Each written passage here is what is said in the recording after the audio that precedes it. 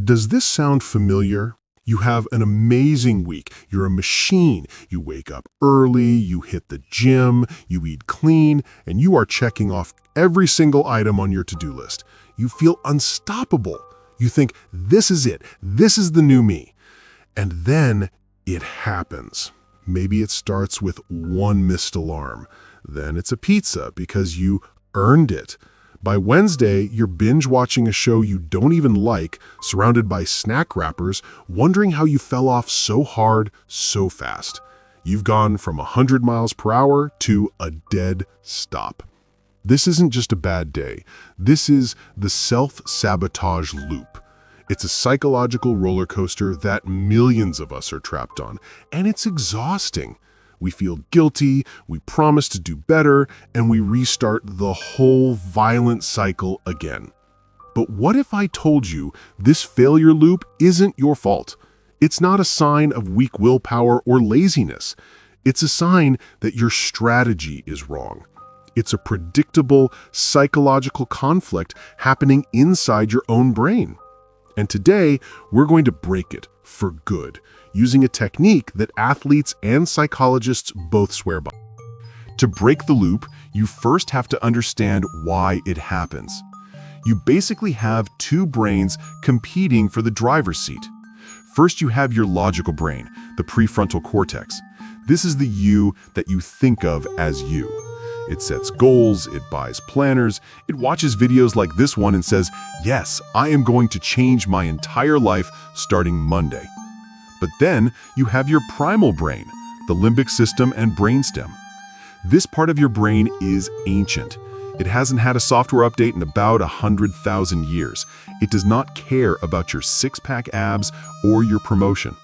It cares about two things: avoiding pain and seeking pleasure. Comfort, sugar, safety. Here is the conflict. Your logical brain screams, we're gonna wake up at 5 a.m., run 5 miles, and only eat kale. Your primal brain hears this and it panics. It flags this sudden massive change as a threat. It sees it as painful and dangerous because it's new and requires a ton of energy. So what does your primal brain do? It does its job. It pulls the emergency brake. That feeling of overwhelming laziness, that sudden intense craving for junk food, that irresistible urge to just scroll, that is your primal brain sabotaging the plan to get you back to what it considers safe, the couch. The self-sabotage loop is just your primal brain rebelling against your logical brain's unrealistic demands. So, how do we usually try to fix this? We use the all-or-nothing approach. After a week of self-sabotage, we get disgusted with ourselves, we throw out all the junk food, we declare, I'm back, and we try to restart the entire perfect schedule at 110% effort. But this is the critical mistake. The all-or-nothing approach is not the solution, it is the cause of the loop. You are just repeating the same mistake, making a change that is too big, too fast, which guarantees your primal brain will rebel again in a few days. You're just winding up the spring for the next inevitable crash. If you want to build real discipline, the kind that doesn't disappear, you have to stop fighting your primal brain and start negotiating with it. The solution isn't willpower, it's a smarter strategy. In weightlifting, there's a concept called progressive overload. You don't walk into a gym for the first time and try to squat 400 pounds. You would destroy yourself. No, you start with a weight you can comfortably manage, maybe just the empty barbell. You do that consistently. The next week, you add 5 pounds.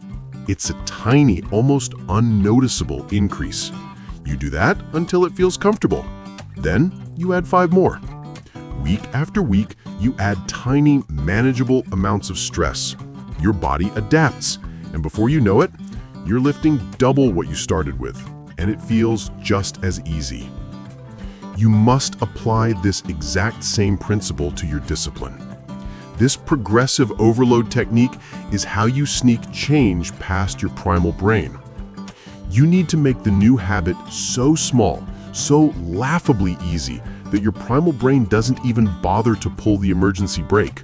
It doesn't register the change as a threat. There's an old, dark analogy, but it's perfect. How do you boil a frog? If you drop it in boiling water, it jumps right out. That's your primal brain sabotaging your 5 a.m. workout. But if you put it in cool water and slowly, degree by degree, turn up the heat, it will adapt to the tiny changes until it's too late. You need to be the chef for your primal brain. You need to introduce change so slowly that it adapts instead of rebels. Discipline is not about having an iron will.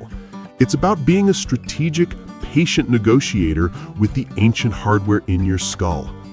So here is the 3-step practical plan to apply progressive overload and finally break the loop. Step 1, set your baseline.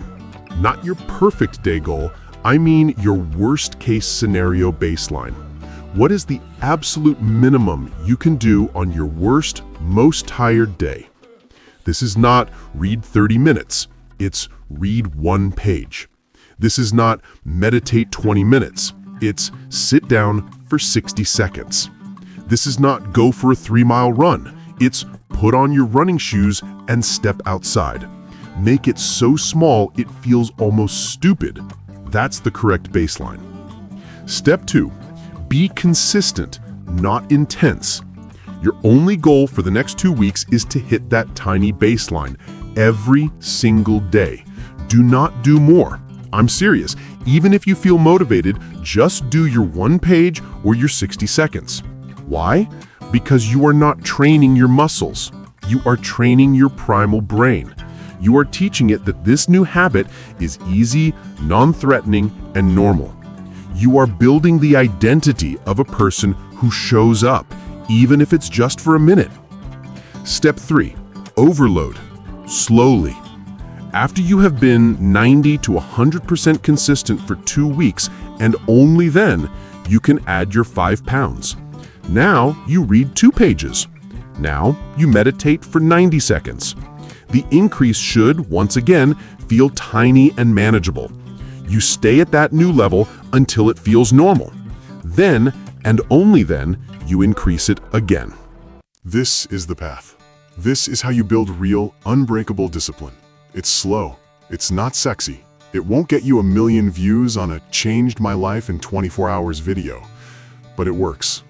Stop the yo-yo cycle. Stop trying to be a hero for 1 day and a victim the next. Embrace the slow, steady, intelligent path of progressive overload. The goal is not to be perfect by tomorrow. The goal is to be 1% better and to never go back to 0 again. So my question for you is, what is the tiny, laughably small baseline you are going to start today to break your loop?